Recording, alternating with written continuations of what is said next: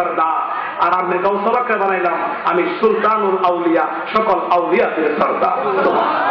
যখন আউলিয়াদের সরদার বানাইছে গৌসবাক খুশি হইয়া অলির কাতারে দাঁড়ায় গেছে। সুবহানাল্লাহ। যে গৌসবাকে অলির এই জগতে এমন খেলা করছে, এই গৌসবাক শুরু হইল কি লার পাওয়ার আছে কি নাই? ডাকতে বাবু এদিকে, তোমার চোখে পানি কেন? আমার চোখে পানি কেন? তোমার কাছে বলে লাভ হইব, ছেলে তো আর বুঝে না, ঘুর বুঝতেছে।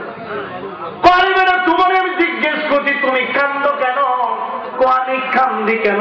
তোমার কাছে বললে লাভ হবে কি? গৌসবাকের শরীরের মধ্যে জজবা এসে যায়, জালালি হালত এসে যায়। গৌসবাকে বললেন, হে বাবু তুমি কান্দ কেন? বলো তাড়াতাড়ি। আমি এই জন্য কান্দি। কেন কান্দি? তুমি কি লাভ হবে? বললে কি লাভ হবে? গৌসবাকে বললেন, হে যুবক, এই বাবু শোনো, তুমি আমার কাছে বলো কেন কান্দ, তোমার লাভ হতেও পারে। সুবহানাল্লাহ। কেন বলি আল্লাহর লাভ করার মতো ক্ষমতা আছে কি নাই? এই বল, লাভ হতেও পারে। তাই হ্যাঁ, বাবু বলতে লাগলেন, ও আব্দুল কাদের জিলানী, আমি এই জন্য কান্দি শোনো, ইরাকের মসজিদের সামনে যিনির জানাজার নামাজ হবে উনি হলো আমার আব্বা।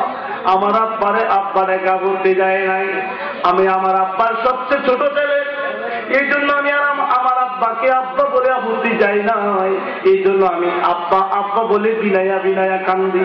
গৌসবাকে বললো, আচ্ছা তুমি তোমার আব্বা দেখা করতে যাই নাই কন্যা, আজ এখন শোনো, তোমার আব্বারে যদি আমি এই মুহূর্তে ইরাকের মসজিদের সামনে থেকে জীবিত কইরা তোমার সঙ্গে যদি আমি দিয়া দেই, তুমি খুশি হইবানি? আর জোরে বলতেন না, এরা কি ঘুমায় গেছেন গা? ঘুমায় না, ঘুমাইলে আমরা লইয়া ঘুমায়া বেশি সময় নিব না। আমরা সবাই বলি আল্লাহর পক্ষে আছে কিনা? মারহাবা। আমি জানি এলাকার মানুষ সুন্নি মুসলমান, তরিকাপন্থী, পরিবক্ত মানুষ। আমার মুর্শিদ আল্লামা আকবরের রিজভী রাহমাতুল্লাহ আলাইহি বলছেন, এই বাবা ইমানি ওয়াজ পড়িস, ওলি আল্লাহ সম্মান করিস, ইমানি ওয়াজ পড়িস, জীবন দিয়ে দিস তো ইমান দিস না। কি বলেন? এই কথায় আমরা সবাই একমত আছে কি নয়? এখন তারা নামাজ রোজার লাগে পাগল, নামাজ রোজা পাগল। আমরাও তো নামাজ রোজা করি, তবে হেরা নামাজ রোজা লাগে এত পাগল, কোন নবী মানার তো দরকার নাই, নামাজ তাকে ধরো, নামাজ এই ব্যস্ত চলে দেখো না। এখন বাবা কি বলেন, নবী সারা নামাজ পড়লে কোনো লাভ হবে? ইমান ছাড়া নামাজের কোনো লাভ আছে? এরা নামাজ পড়ে কিন্তু নবী রেখা, নবীকে তারা নামাজ একরকম, আমরা নামাজ আরেক রকম। আমরা সুন্নিরা নামাজ পড়ি নবীকে হাজির নাজির যাই না, নবীকে নূরের নবী যাই না। কথা ঠিক না ঠিক? আর তারা নামাজ পড়ে নবীকে আমরার মতন মানুষ যাই না। কথা ঠিক না ঠিক? এই জন্য লাভ হবে না বাবা, যদি নবী মানার মধ্যে গন্ডগোল থাকে নামাজ পড়েও জাহান্নামে যেতে হবে। কথা ঠিক না ঠিক? এই জন্য লেখকেরা বলে নবীজির প্রেম ভালোবাসা, এই আমাদেরকে শুনুন, নবীজির প্রেম ভালোবাসা অন্তরে না থাকিলে কি লাভ হবে নামাজ পড়ে, ডাক লাগাইলে কপালে। ঠিক না ঠিক? নবীজির প্রেম ভালোবাসা অন্তরে না থাকিলে কি লাভ হবে নামাজ পড়ে, ডাক লাগাইলে কপালে।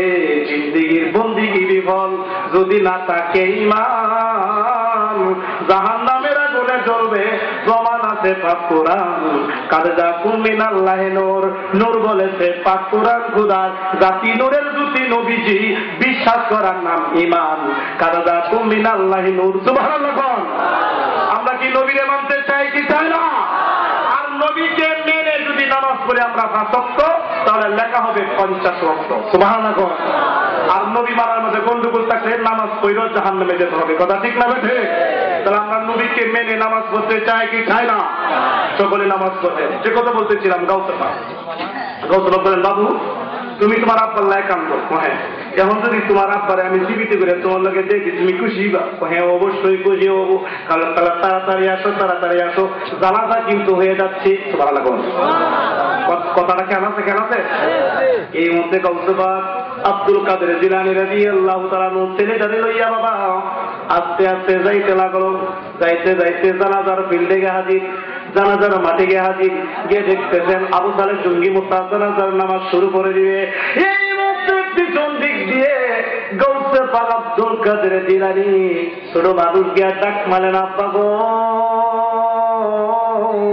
ও আব্বা, জানাজার নামাজ পড়বেন না, জানাজার নামাজ পড়বেন না গো আব্বা, জানাজা পড়বেন না। আমি আব্দুল কাদের জিলানীর একটা কথা আছে। আব্বা তো, আরে তোমার আবার আমি কিসের কথা, জানাজা পড়বো? না না না, জানাজা পড়বেন না, আমার কিন্তু একটা কথা আছে। কথাটা কি? কথাটা হইল, আব্বা, এই যে দেখছেন ছেলেটা, আচ্ছা, এই ছেলের বাবা হইল এই মৃত ব্যক্তি, আচ্ছা, এখন ছেলেটা আমি গৌসে পাকের কাছে আইসা কাইন্দা কাইন্দা বলছে তার বাবারে বাবা ডাকে আপত্তি যায় নাই। এখন আমার দয়া লাইগা গেছে গো, আমার মায়া লাইগা গেছে, আমি তারে ওয়াদা দিলাইছি তার বাবারে এই মুহূর্তে জানাজার মাঠ থেকে জীবিত কইরা তার সঙ্গে আমি দেয়া দিব। ও আব্বা গো, আপনি তো এখন ইমাম সাহেব, আপনি আমার বাবা, আপনি মসজিদের খতিব, আমি যেহেতু আপনার ছেলে যেহেতু ওয়াদা দিলাইছি আব্বা, এখন মেহরবানি করে জানাজার নামাজ জানা পড়াইয়া এই লোকটারে জীবিত কইরা তার ছেলের সঙ্গে আপনি দিয়া দিন। বাবা বলতে চাই, এটা কি সম্ভব নাকি? তুমি কি করতেছে? এটা কি সম্ভব? মুসলিমের কথা হইব, আমরা ছেলেটা কি কর জানাজার নামাজ করতে আসি, এটা সম্পূর্ণ শরীর বিরোধী কথা। হ্যাঁ, আপনি যদি কিছু বলেন না, গৌসে পাকের আব্বা কয়, মুসলিমরা সাবধান, আমার ছেলের সম্বন্ধে তোরা কিছু বলিস না, আমার ছেলে যে কি তোরা জানাস না, কিন্তু আমি জানি। কারণ রাস্তার মধ্যে যে লীলা দেখাইছে, যে লীলা দেখাইছে তোরা কিন্তু জানাস না, আমি কিন্তু বুঝতে যাচ্ছি, আমার খুব ছুট হইতারে, কিন্তু আল্লাহর সর্দার চিৎকার দিয়ে কি বলেন, বাপের রাস্তার মধ্যে লীলা দেখাইছে কি দেখাইছে না? বাপ তো ঠিকই জানতা, জমায় বই চিকিৎসা করি। এই মুহূর্তে কি করি? দেখো, জীবিত করা তো আমার দ্বারা সম্ভব নয়। আবার তাহলে জঙ্গি মতো আব্দুল কাদের রে, আমি তো জীবিত করতে পারবো না, না করতে হবে। আমি যেহেতু ওয়াদা জ্বালাইছি, না আমি পারবো না, না পাবো, আপনার করতে হবে। এটা তো আমার দ্বারা সম্ভব নয়। গাউসে পাকে বলে, আব্বা, আপনার যদি সম্ভব না হয় তাহলে আমারে হুকুম করুন বাবা, আমি তারে জীবিত কইরা তার ছেলেরে তার বাবাকে তার ছেলের সঙ্গে দেয়া দিব। পারবো নি? পারবো? গৌসবাক জীবিত করতে পারবো? পাওয়া দিতে গেলা আল্লাহ দিয়ে থাকলে আপনার কোন আপত্তি আছে? এরা আপত্তি, হা, ওলি আল্লাহর পাওয়ারের কথা শুনলে এরা সমস্যা নাকি? কারামত আউলি হাত করি, ওলি আল্লাহর কারামত সত্য।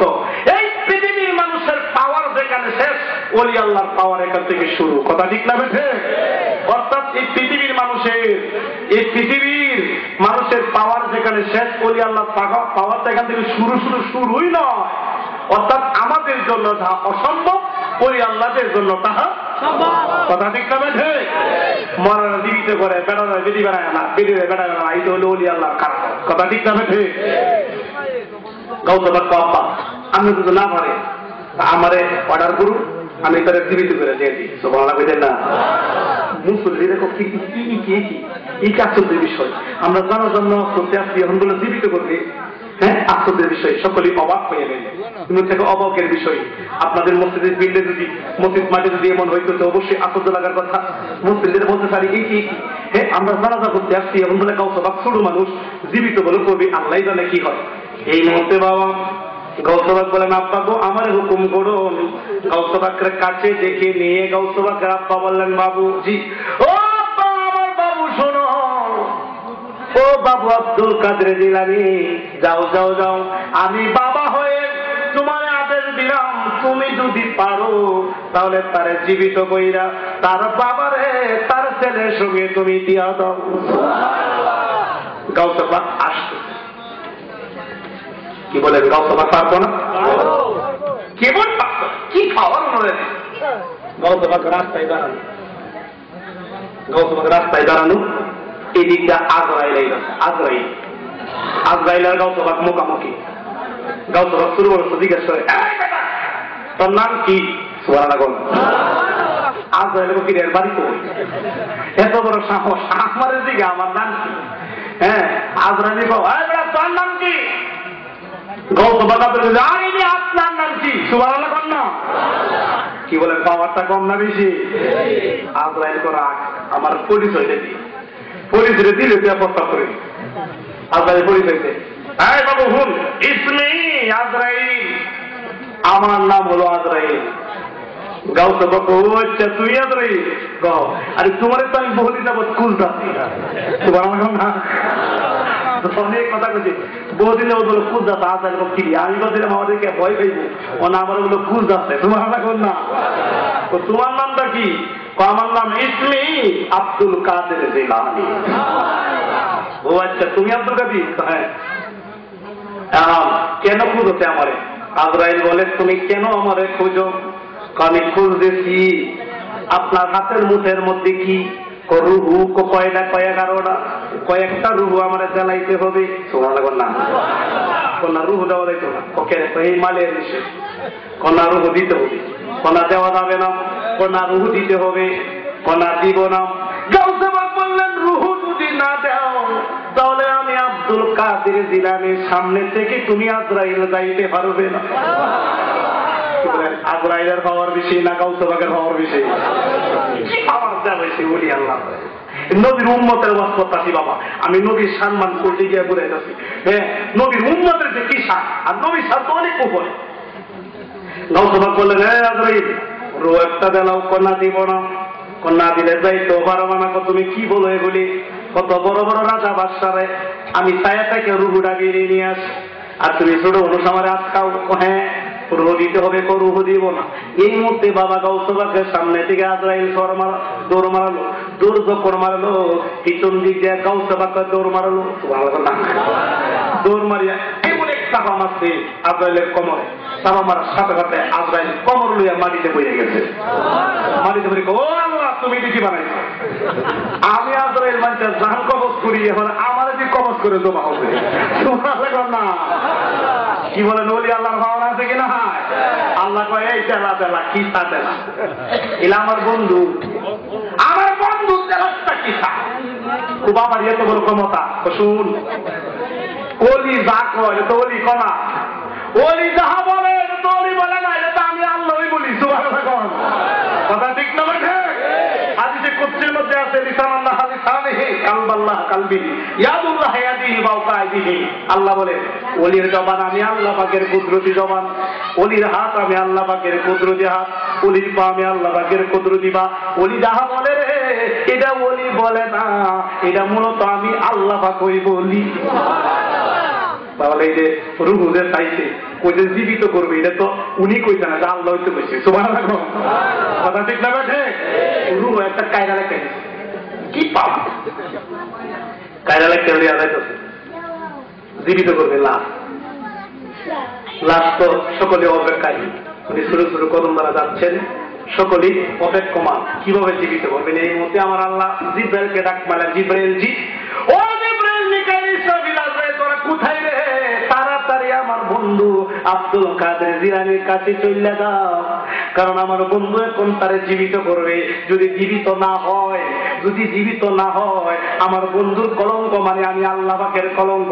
কেননা আমি আল্লাহ তো হাদিসে কুদসির মধ্যে ঘোষণা দিছি লিসানাল্লাহ লিসানিহি কালবাল্লাহ কালবিহি ইয়াদুল্লাহ ইয়াদিহি ফাওকা আইদিহিম। ওলির জবান আমি আল্লাহ পাকের কুদরতি জবান। আমার আব্দুল কাদের জিলানী জীবিত করবে বলছে না রে, এটা মূলত আমি আল্লাহ পাকই বলেছি। কেউ যদি জীবিত না হয় আমার কলঙ্ক হবে, কারণ আমার বন্ধুর কলঙ্ক মানে আমি আল্লাহ পাকের কলঙ্ক।